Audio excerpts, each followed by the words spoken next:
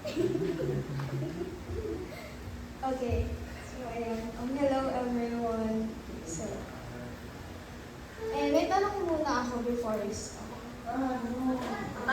Naranasan niyo na bang pumili?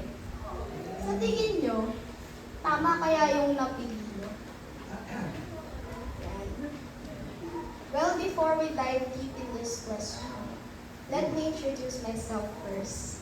Hello everyone, I am Chapay, Burmon Baby. And to answer my own question, ako personally, I made my fair share of good and bad choices also. Siguro, masasabi kong one of the good choices na nagawa ko is yung nagpapilit talaga akong pumunta dito. Nung pandemic, since mas naging active ako sa church, and mas may natutunan ako tungkol sa kanya.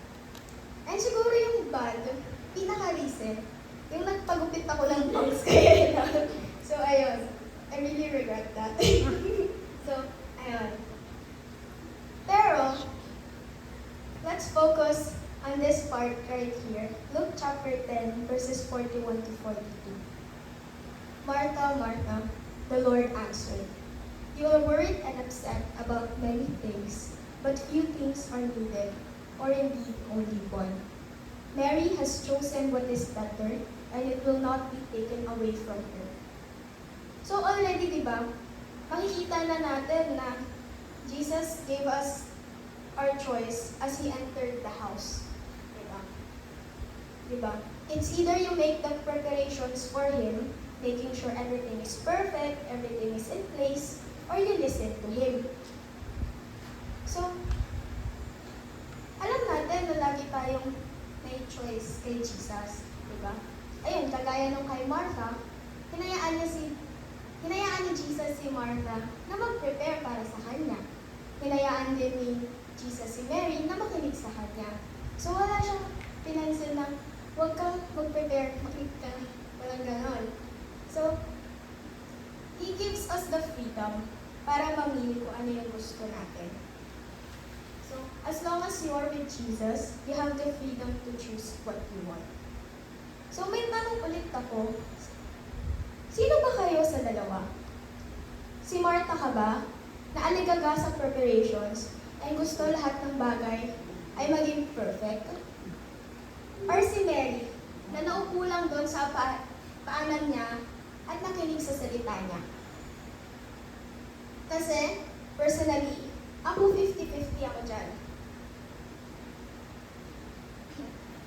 Ayun, so, kwento ko na lang sa inyo yung experience ko when writing this guideline.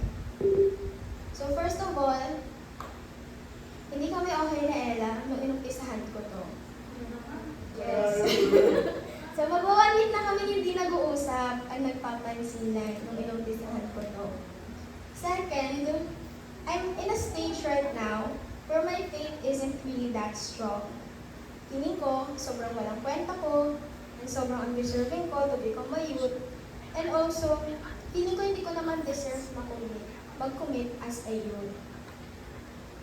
And also, nagsa-start na din ako mag-build ulit ng walls ko. Sobrang tinatamad pumunta ng mga activities, mga gawain sa baby. So, ayun, tinatamad talaga ako. And gusto ko, mag-isa lang ako lagi. Pero may 3 taong nangamusta sa akin eh. Asking kung okay lang ba ako or kung pupunta pa ba ako. So, of course, hindi ako pumunta. Although nag-reply ako, hindi po ako pumunta.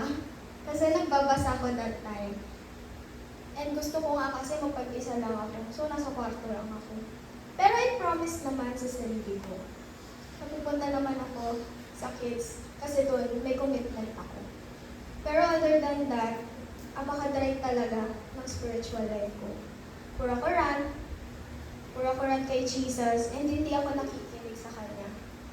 Sobrang busy ko mag-build ng walls ko para maging perfect youth para sa Kanya. I was trying my best to mentally and physically prepare myself para maging youth niya. To the point na nakalimutan ko yung most essential part ng pagiging youth. and that is listening to Him.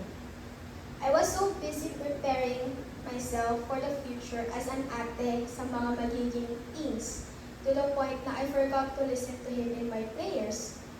Pero hindi niya naman ako sinukuan eh. Nang ginawa niyang instrument yung 3 taong nangamusta sa akin. And through them, naramdaman ko na binibigyan niya pa rin naman ako ng choice. Kasi hindi naman ako pinipilit ng 3 and simply, nakakamusta lang naman sila. As I was praying about this, medyo nahirapan ako. Kasi it's my first time making a guidelines. And also hindi ko siya maintindihan, hindi ko maintindihan yung passage. Or so I thought. As I was trying to polish this guideline, I'm really frustrated kasi hindi ko siya maintindihan. And masyado din akong kinakabahan since I want my first guidelines to be perfect in a sense, diba? But little did I know, all I need to do is to listen to Him. I don't need to stress about having a perfect guidelines, but rather all I need to do is just listen to Him and make sure His message is well delivered. Pero syempre, nahirapan talaga akong gawin yun. Pero, last Saturday lang, nagbigay si Maiko and si Kenneth ng sarili nilang guidelines. And something in their presence sa harap, struck me and made me realize na baka need ko lang talagang makinig sa Kanya. Na baka konting push ko sa pag-pray and pakikinig, matatapos ko na itong guidelines na ito. Na baka konting pakikinig pa sa Kanya, konting pag-iintindi pa sa Kanya, I'll understand His message to me. And it happened. Now, I'm here in front of all of you giving these guidelines just because I made my choice, and that is to listen to Him. So, ayun, diba? It shows us that Jesus is always within us. But it's our choice if we are going to listen to His words or ignore it and have everything perfect or prepared for Him. Kasi most of the time, we focus so much sa stress and pressure ng preparations ng mga events natin to the point that we forget the main part of the event. And it's His words or His message for every one of us. So I invite you all to pray and to listen to what's God's opinion about what you are going to do before you do it. You don't need to be stressed about what's needed to be prepared, but rather what is His message to us.